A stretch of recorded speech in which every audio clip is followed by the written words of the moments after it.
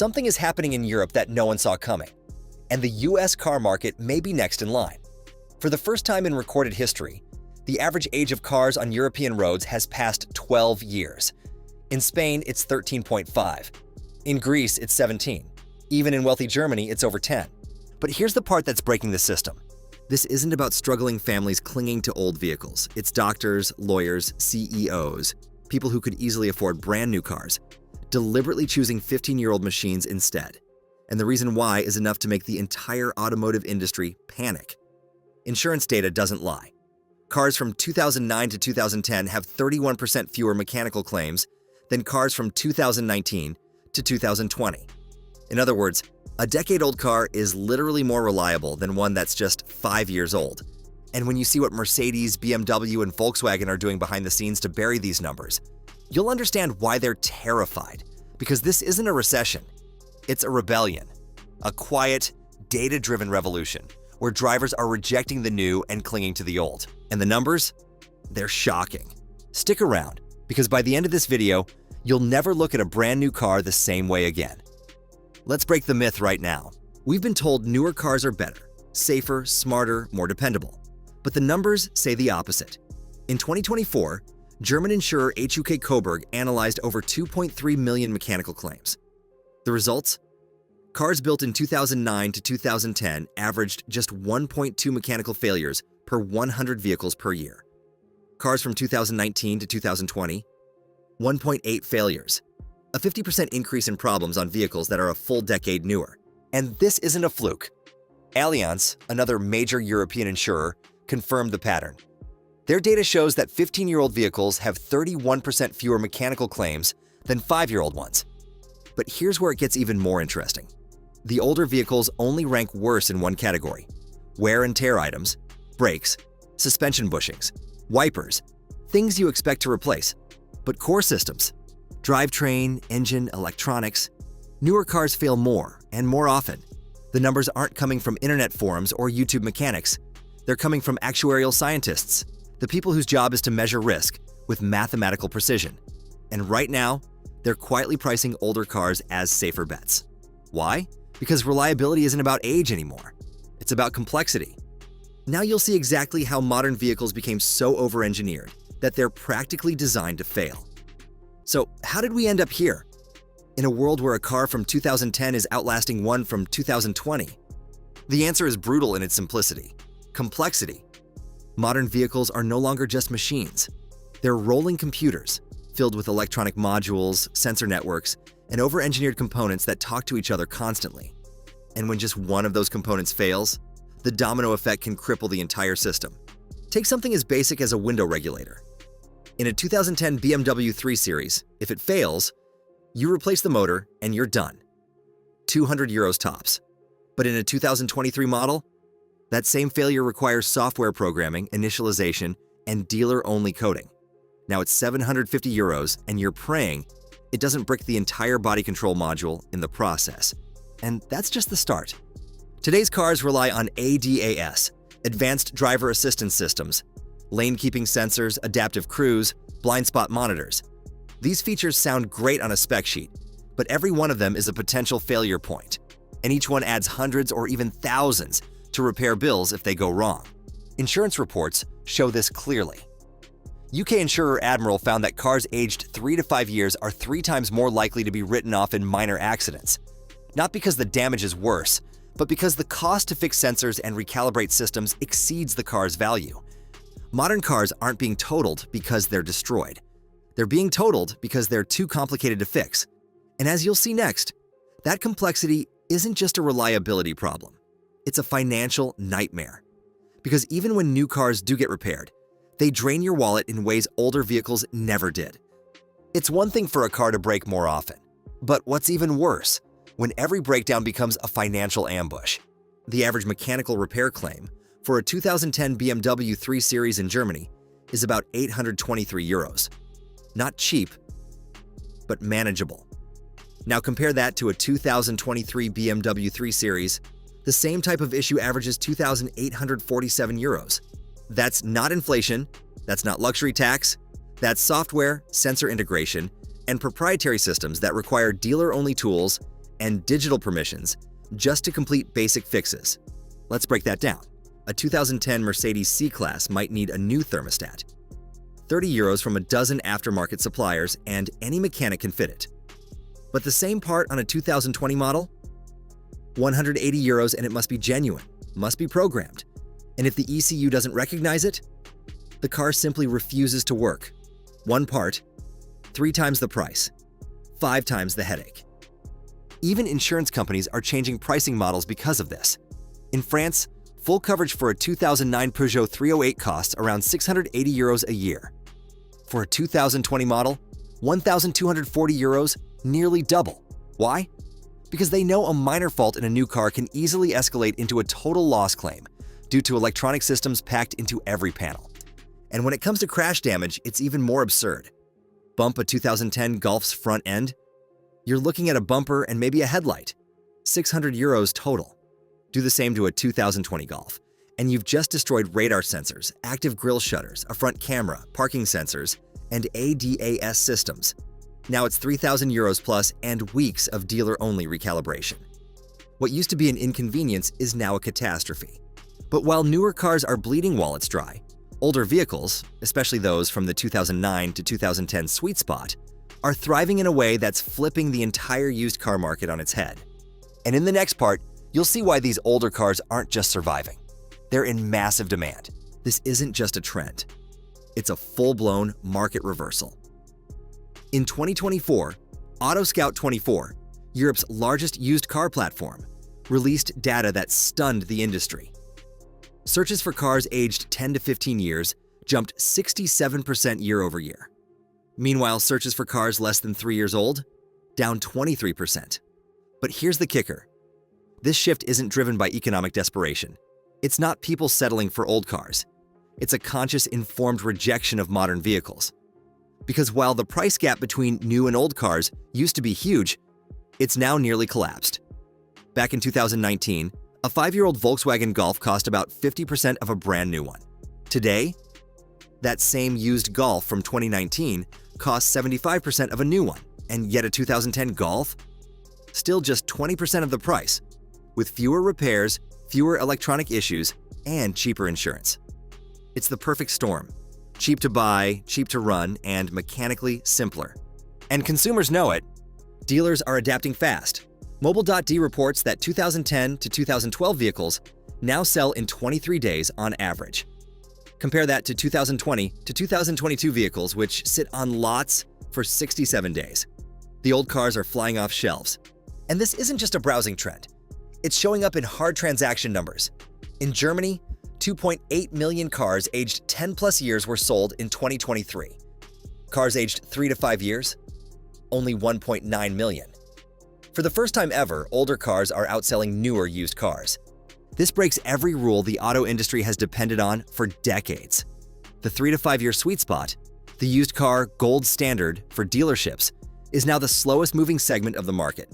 And the most devastating sign of all? Repeat purchase intention. 78% of people who bought a 10 to 15-year-old car said they'd buy that age again. Just 34% of recent buyers of 3 to 5-year-old cars said the same. People aren't just buying older cars. They're loving them more. But the insurance industry goes even further. They've started rewriting their entire risk models around this shift. And what they've uncovered exposes just how flawed modern car design has become. That's where we are moving next. The insurance industry doesn't run on opinions, it runs on numbers. Cold, unforgiving numbers. And those numbers are painting a picture the manufacturers are desperate to bury. Let's start with total loss claims, the worst-case scenario in an accident. According to UK insurer Admiral, 23% of 3 to 5-year-old cars involved in crashes are written off. But for cars aged 10 to 15 years, only 8% are totaled. Why? Because older cars are fixable. Bumpers, headlights, mechanical parts, all cheap and available. But new cars, even minor damage can trip a dozen electronic failures. A DAS recalibration alone can run €500 or more, and one damaged sensor hidden behind the bumper can total the entire vehicle. Then there's claim frequency. Zurich Insurance found that 15-year-old cars average 0.73 claims per year, but 5-year-old cars, 1.21 claims per year. That's a 65% increase in incidents in supposedly safer, more advanced vehicles. But wait, what about theft? You'd think older cars are easier targets, right? Wrong. Generali reported that vehicles from 2009 to 2010 have 60% lower theft rates than those from 2019 to 2020. Why? Because modern keyless entry systems are a hacker's playground. Relay attacks can unlock and start a 2020 BMW in under 30 seconds. No broken glass, no alarms. But that 2010 model with a metal key? Nearly impossible to steal without physically having it. And then there's repair costs. Liberty Seguros in Spain insures a 2010 Ford Focus for around 420 euros annually. The 2020 model? 780 euros, nearly double. Why? Because modern cars are harder to fix, more prone to digital errors, and require expensive recalibration after even small impacts. From claim frequency to theft vulnerability, from repair costs to total loss rates, the insurance industry has come to one unavoidable conclusion. Newer cars are a worse risk, and while insurers quietly adjust their premiums, the automotive giants are in full-blown panic mode. Because what happens when your product is objectively worse? And the world finds out? They fight back. Not with better cars, but with pressure, policy, and manipulation. Carmakers aren't stupid. They see the same data. They know the market is shifting. And they're terrified. But instead of improving reliability or lowering complexity, their response has been far more calculated and far more desperate. At Volkswagen's 2024 strategy meeting, internal documents revealed a chilling quote: "Extended ownership cycles threaten replacement demand. Average ownership has increased from 4.2 to 7.8 years, destroying our volume planning." That's not just a sales problem. It's a business model collapse. To fix it, they're not improving new cars. They're attacking old ones.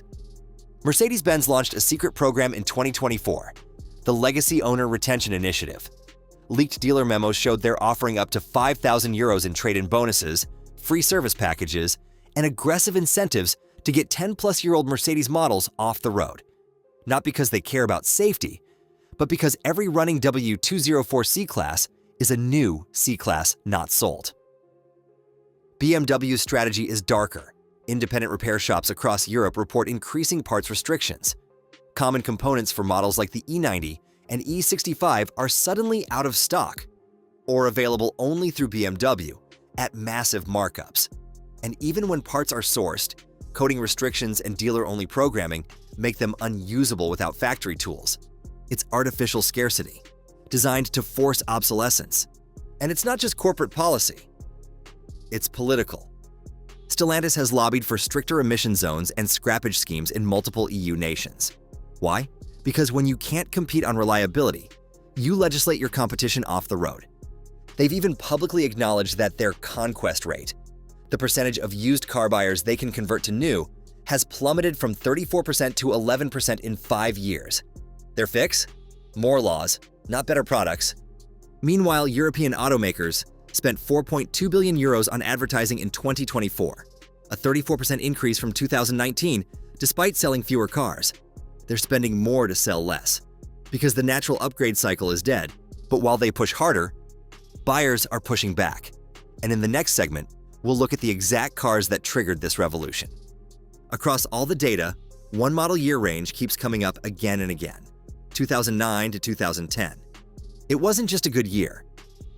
It was a turning point, the last stand of mechanical sanity before the complexity wave took over. And the numbers prove it. According to Decris 2024, a massive used car report spanning 13 countries and 15 million inspections, vehicles from the 2010 model year average a reliability index score of 76 out of 100. For 2020 models, just 71. Despite a decade of supposed technological progress, cars have literally become less reliable. So why was 2009 to 2010 so special? Because it was postmodern but pre-bloat. These cars had electronic fuel injection, ABS, traction control, and even climate systems, all the safety and comfort features you'd want. But they didn't yet rely on dozens of networked computers, encrypted ECUs, or subscription-locked functions. And then there's development philosophy. After the 2008 financial crash, automakers weren't trying to reinvent the wheel. Budgets were slashed. Instead of chasing tech gimmicks, they refined existing platforms. They perfected what already worked. And it shows. That's why so many enthusiasts and mechanics call this the last reliable generation. Let's talk models. The BMW E93 series. Bulletproof inline-six engines, rock-solid mechanicals, minimal electronics. The Mercedes-Benz W204, C-Class, over-engineered, understressed, and built like a tank. The Audi A4B8, refined, reliable, and still elegant 15 years later. These aren't nostalgia picks. They're statistically superior. And what's more, these cars are in the aftermarket sweet spot. Old enough that every part is available from dozens of suppliers, but new enough that OEM components are still in production. You're not forced into the dealer. You're not locked into proprietary software, and most importantly, you're not at the mercy of an algorithm deciding if your car should function today. Even fuel economy holds up. According to sprintmonitor.de, the 2010 Golf 1.4 TSI averages 6.8 liters per 100 kilometers. The 2020 Golf 1.5 TSI, 6.3 liters. That's a difference of €108 a year, a rounding error compared to the thousands saved on repairs, depreciation, and insurance. These cars hit the Goldilocks zone, modern enough to feel safe and refined, simple enough to be reliable and repairable, cheap enough to buy and run long-term. They're not just good, they're the best value proposition in the automotive market today. And manufacturers, they know it. Which is why in the final segment, you'll see just how far they're willing to go to bury this truth, and why the market may have already left them behind. This isn't nostalgia. This isn't financial hardship. This is rational rebellion. Drivers across Europe, and increasingly around the world, are waking up to a hard truth. The cars built 15 years ago are more reliable, more repairable, and far cheaper to own than the ones being sold today. Every data point proves it. Insurance claims, mechanical failure rates, repair costs, depreciation curves, they all tell the same story. And the automotive giants? They're not fixing the problem. They're trying to regulate it out of existence, restrict parts, lobby for scrappage, lock features behind software, force you to upgrade not because you want to, but because your old car won't cooperate anymore. But it's too late. The market has spoken, loud and clear. People are keeping their cars longer, buying older models on purpose, rejecting unnecessary complexity, and choosing vehicles that just work. No subscriptions, no ghost errors, no smart systems that turn a €40 part into a €2,000 repair. This is more than a trend. It's a movement. So let's create our own data. Here's what I want you to do. Drop a comment. What year is your daily driver? And why are you keeping it? And hit subscribe if you want more car maintenance tips and tricks which can save you serious cash. In the next video, we will uncover the rules of car purchase and how much a car you can really afford based on your incomes. You won't want to miss it.